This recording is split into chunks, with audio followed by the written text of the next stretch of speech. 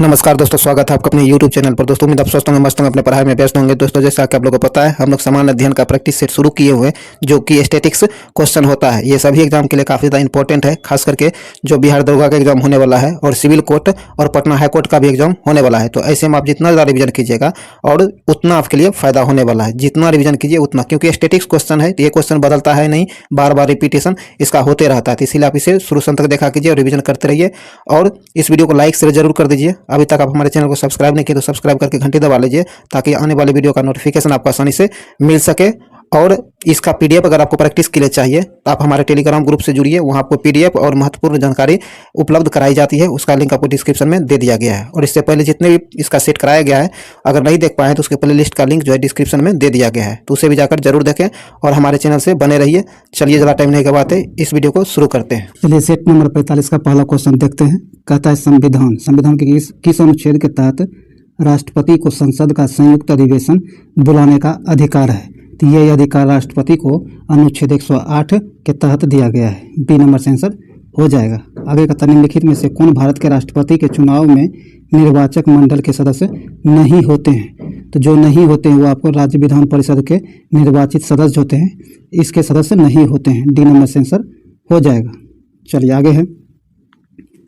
कहता है क्या नीति निर्देशक तत्व के संबंध में कौन गलत कथन है उसे चुनिए। तो नीति निर्देशक तत्व जो है, इसके संबंध में गलत तथ्य आपको दिया गया है। इन्हें लागू करने के लिए न्यायालय में ले जाया जा सकता है, यह गलत है। डी नंबर सेंसर का जो सही नहीं है। आगे कहता है किस समिति ने पंचायतों को आर्थिक रूप से आत्मनिर्भर बनाने की सिफारिश की थी। वह कहता वह कौन से समिति है जो पंचायत को आर्थिक रूप से आत्मनिर्भर बनाने की सिफारिश की थी। तो ये सिफारिश किया गया था LM सिंघवी समिति के द्वारा। सी नंबर से आंसर हो जाएगा। आगे कहता है किस संविधान संशोधन के द्वारा मौलिक कर्तव्यों को संविधान में जोड़ा गया है।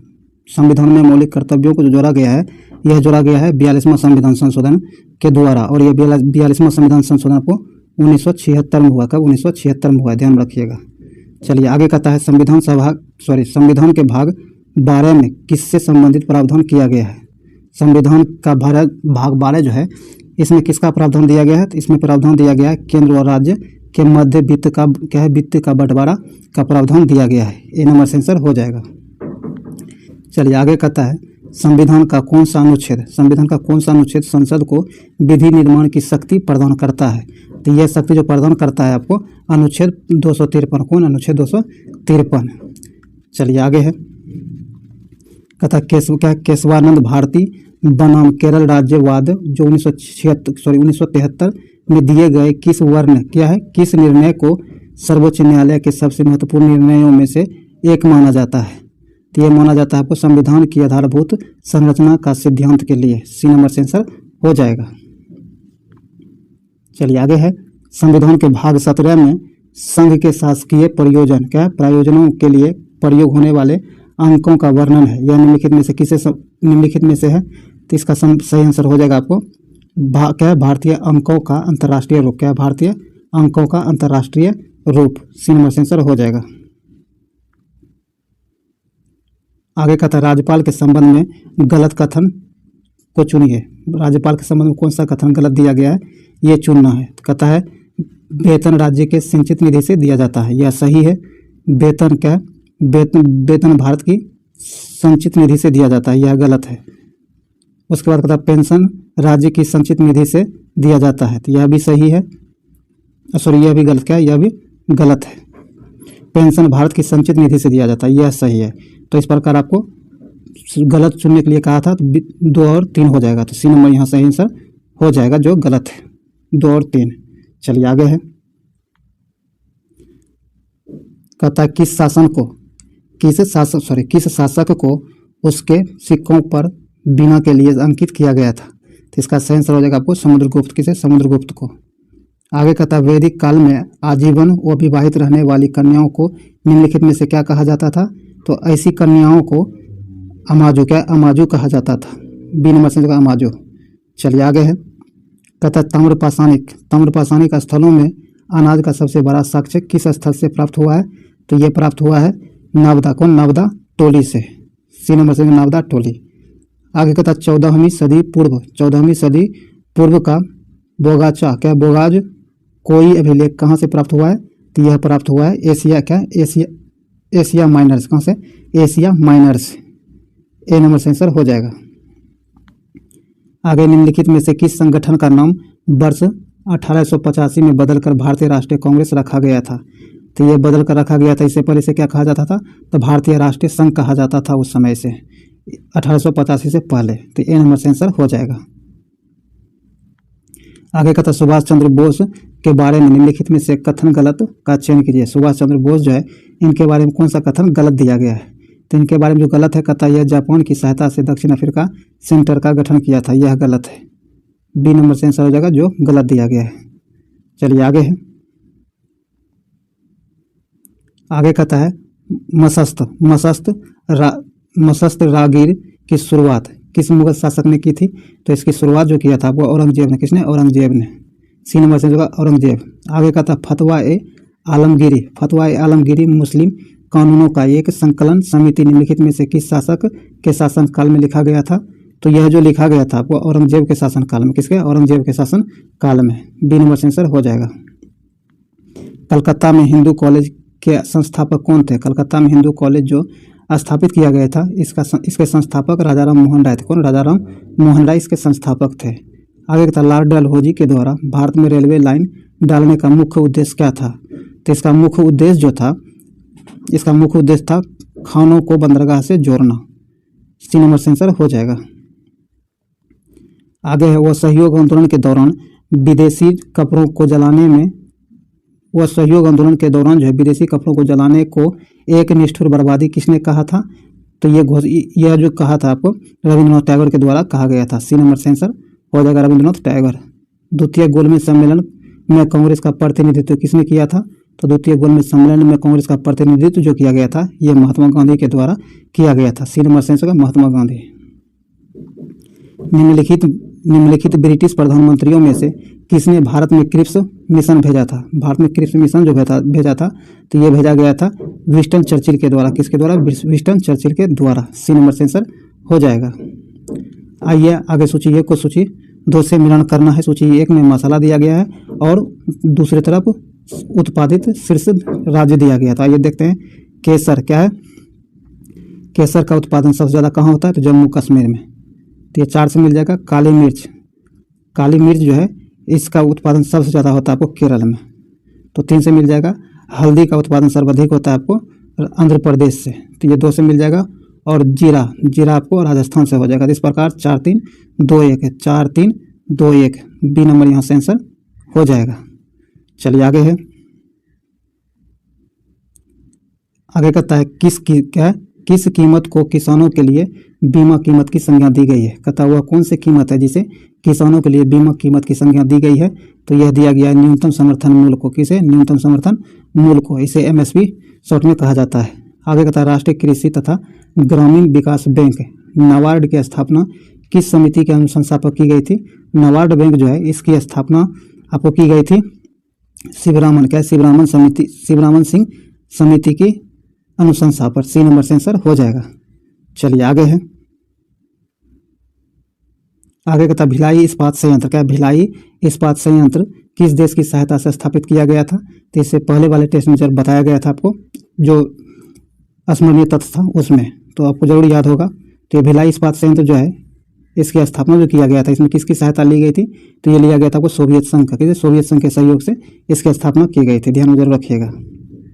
चलिए आगे है। कहता निम्न पर विचार करें। निम्न पर विचार करने के लिए कहा जा रहा है, तो आइए देखते हैं। कहता है गर्म और शुष्क जलवायु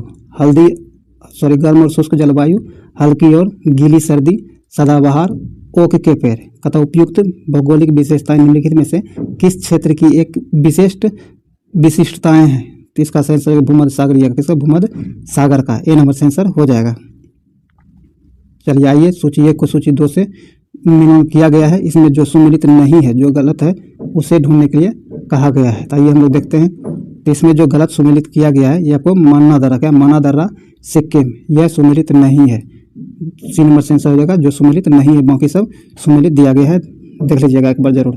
चलिए आगे है, आगे कहता है नामचा। नामचा बरवा हिमालय के किस श्रेणी में स्थित है? नामचा हिमालय जो है, नामचा बरवा जो है हिमालय के किस श्रेणी में स्थित है? तो यह जो है आपको हिमाद्री या फिर बृहद हिमालय क्षेत्र में स्थित है। बी नंबर से आंसर हो जाएगा। आगे कहता है नदियों, क्या है? नदियों की विसर्प वाहिका जो गोखुर झील के रूप में पाई जाती है क्या कहलाती है? तो यह है आपको मन कहलाता, क्या मन कहलाता है। सी नंबर से आंसर का मन। कहता है मरुदान, क्या मरुदान जो है किसे कहा जाता है? तो ये कहा जाता है रेगिस्तान में हरियाली व जल वाला क्षेत्र को कहा जाता है। सी नंबर से आंसर हो जाएगा। आगे कहता है निम्नलिखित, क्या निम्नांकित घास के मैदानों में कौन सही सुमेलित है? जो सही सुमेलित है ये आपको लानोज ये वेनेजुएला ये सुमेलित है। सी नंबर से आंसर हो जाएगा जो सही सुमेलित दिया गया है। आयतन की दृष्टि से साफ पानी, क्या है? आयतन की दृष्टि से साफ पानी की सबसे बड़ी झील है। तो सबसे बड़ी झील जो है यह है आपको बैकाल। ए नंबर से आंसर बैकाल। टोरेस, क्या है? टोरेस जलडमरू मध्य किन दो द्वीपों के मध्य स्थित है? टोरेस जलडमरू मध्य जो है किन दो द्वीपों के बीच जो है स्थित है? तो यह स्थित है ऑस्ट्रेलिया एवं पापुआ न्यू गिनी के भी मध्य स्थित है। ए नंबर से आंसर हो जाएगा। फाइबर ऑप्टिक्स किस सिद्धांत पर कार्य करता है? फाइबर ऑप्टिक्स जो है यह किस सिद्धांत पर कार्य करता है? तो यह आपको संपूर्ण आंतरिक परावर्तन के सिद्धांत पर कार्य करता है। सी नंबर से आंसर हो जाएगा। मेढक के संबंध में निम्नलिखित में से वह सत्य कथन कौन सा है? मेढक के संबंध में वह सत्य कथन कौन सा है? तो यह है आपको क्या है? कायांतरण में आंत बड़ी हो जाती है, यह कथन गलत है। सी नंबर से आंसर हो जाएगा। आगे का तक एक कार्बन क्रेडिट, क्या है? एक कार्बन क्रेडिट का मान कितना होता है? तो इसका मान आपको 1000 किलोग्राम कार्बन डाइऑक्साइड होता है। सी नंबर से आंसर हो जाएगा। आगे कहता मानव शरीर में ऑक्सीजन की मात्रा कितना प्रतिशत होती है? तो मानव शरीर में ऑक्सीजन की जो मात्रा होती है ये आपको 65%, कितना? 65% होती है। डी नंबर से आंसर 65%। निम्नलिखित में कौन सुमेलित नहीं है? जो सुमेलित नहीं है ये आपको तांबा गैल्वेनीकरण, यह सुमेलित नहीं है। तो यहाँ आपको डी नंबर से आंसर हो जाएगा। बाकी सब सुमेलित दिया गया है, जरूर देखिएगा। चलिए आगे है, निम्नलिखित में से किसकी मात्रा अम्ल वर्षा में सबसे अधिक होती है? अम्ल वर्षा में सबसे अधिक किसकी मात्रा होती है? तो इसमें सर्वाधिक मात्रा H2SO4 का होता है। बी नंबर से आंसर हो जाएगा। सांस लेने एवं छोड़ने की प्रक्रिया के दौरान कौन सी गैस की मात्रा प्रभावित नहीं होती है? तो इसमें कौन सी गैस की मात्रा प्रभावित नहीं होती है? तो ये आपको नाइट्रोजन, इसकी मात्रा पर कोई प्रभाव नहीं पड़ता है। बी नंबर से आंसर हो जाएगा नाइट्रोजन। दूध का अपेक्षित घनत्व किससे मापा जाता है? दूध का अपेक्षित घनत्व जो है यह है आपको लेक्टोमीटर से मापा जाता है। किससे? लेक्टोमीटर से मापा जाता है। सी नंबर से आंसर हो जाएगा। आगे निम्नलिखित तत्वों में से पृथ्वी पर सबसे भारी प्राकृतिक तत्व कौन है? तो पृथ्वी पर सबसे भारी तत्व जो है निम्नलिखित में दिया गया है वह है आपको यूरेनियम। क्या है? यूरेनियम। ए नंबर से आंसर होगा यूरेनियम। निम्नलिखित में से कौन तना का उदाहरण नहीं है? जो तना का उदाहरण नहीं है वो कौन है? तो आपको शकरकंद। शकरकंद जो है यह तना का उदाहरण नहीं है। सी नंबर से आंसर हो जाएगा। चलिए आगे है, कहता अमाशय तथा शुद्र, क्या है? अमाशय तथा क्षुद्रांत्र द्वारा यकृत में पोषाणु युक्त रक्त पहुंचती है, उस वाहिका का नाम क्या है? तो उस वाहिका का जो नाम है ये आपको यकृत प्रवेश द्वार, क्या है? यकृत प्रवेश द्वार शिरा कहा जाता है। डी नंबर से आंसर हो जाएगा। आगे कहता मलेरिया से प्रभावित होने वाला अंग कौन सा है? तो मलेरिया से प्रभावित होने वाला अंग आपको पीलिया है। क्या है? पीलिया है। सी नंबर से जगह पीलिया। चलिए आगे है, आगे कहता वस्त्र निर्माण में प्रयोग में लाए जाने वाले वस्त्र निर्माण में प्रयोग में लाए जाने वाले ऐसे पदार्थ जिनका स्रोत पादप नहीं होता है क्या कहलाता है? तो इसे जो है संश्लिष्ट तंतु कहा जाता है। ए नंबर से होगा संश्लिष्ट तंतु। निम्नलिखित में से कौन सा आनुवंशिक रोग नहीं है? जो आनुवंशिक रोग नहीं है ये आपको डोमेंशिया जो है आपको आनुवंशिक रोग नहीं है। ए नंबर से आंसर हो जाएगा। बाकी आपको हीमोफीलिया, टर्नर सिंड्रोम और वर्णदता ये तीनों आपको आनुवंशिक रोग है। यहाँ ए नंबर से आंसर होगा जो नहीं है। चलिए आगे है, आगे कहता है हमारे शरीर को मुख्य रूप से ऊर्जा प्रदान करता है, हमारे शरीर को जो है मुख्य रूप से ऊर्जा प्रदान कौन करता है, तो ये करता है आपको कार्बोहाइड्रेट। कौन? कार्बोहाइड्रेट। ये नंबर से आंसर हो जाएगा। दोस्तों ये जो भी इंपॉर्टेंट वस्तुनिष्ठ प्रश्न था स्टैटिक्स का वो समाप्त हुआ है। उम्मीद है वीडियो आपके लिए यूजफुल रहा होगा। अगर यूजफुल है तो इसे लाइक शेयर जरूर कीजिए और इस चैनल को सब्सक्राइब करके घंटी दबाइए और ऑल नोटिफिकेशन जरूर सेलेक्ट कर लीजिए, ताकि जब भी वीडियो अपलोड किया जाए तो उसका नोटिफिकेशन आपको आसानी से मिल सके। और इसके PDF और किसी भी अपडेट के लिए हमारे टेलीग्राम ग्रुप से जरूर जुड़िए, जिसका लिंक डिस्क्रिप्शन में दे दिया गया है। चलिए अब हम लोग हर दिन की भांति आज भी हम लोग स्मरणीय तथ्य देखेंगे जो काफ़ी ज़्यादा इंपॉर्टेंट होता है। आइए देखते हैं। तथा विश्व की पहली रेलगाड़ी चलाई गई थी। विश्व की पहली रेलगाड़ी जो चलाई गई थी ये आपको 1825 में चलाई गई थी। भारत में पहली रेलगाड़ी चलाई गई थी आपको 1853 में। कब? 1800। विश्व में सबसे पहला 1825 में, भारत में सबसे पहला 1853 में चलाया गया था। ध्यान रखिएगा। भारत में पहली विद्युत ट्रेन चलाई गई थी। भारत में पहली विद्युत ट्रेन 1925 में चलाई गई थी। भारत में पहली राजधानी एक्सप्रेस ट्रेन जो चलाई गई थी 1969 में। कब? 1969 में भारत में पहली राजधानी ट्रेन चलाई गई थी। भारतीय रेलवे बोर्ड की स्थापना जो किया गया ये आपको 1905 में। कब? 1905 में भारतीय रेलवे बोर्ड की स्थापना की गई थी। भारतीय रेलवे बोर्ड का राष्ट्रीयकरण 1950 में किया गया था। 1905 में इसकी स्थापना हुई है और इसका राष्ट्रीयकरण 1950 में किया गया था। रेल बजट को आम बजट से अलग किया गया था। आपको 1924-25 में अलग किया गया था। एक वर्थ कमेटी के सिफारिश पर किया गया था, ये ध्यान रखिएगा। चलिए आगे है।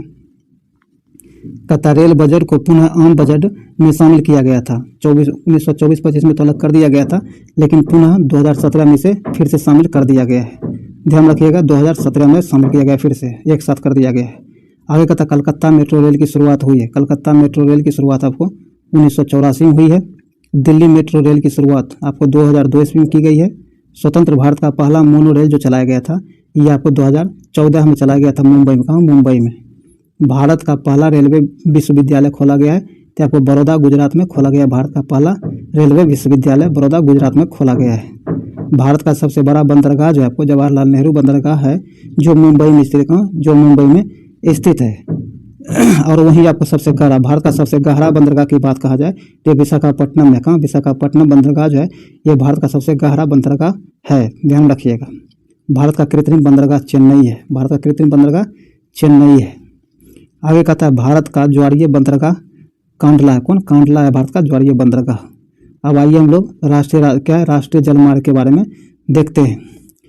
तो NW1 यानी राष्ट्रीय वाटर मार्ग 1, तो ये आपको इसकी लंबाई 1620 किलोमीटर है, जो इलाहाबाद से हल्दिया के बीच है। और NW2 राष्ट्रीय मार्ग जो है ये आपको इसकी लंबाई 891 किलोमीटर है और ये आपको सादिया से धुबरी के बीच स्थित है।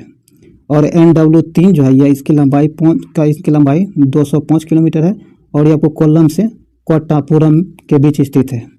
NW4 का जो है लंबाई 1095 किलोमीटर है और ये आपको काकीनाडा से लेकर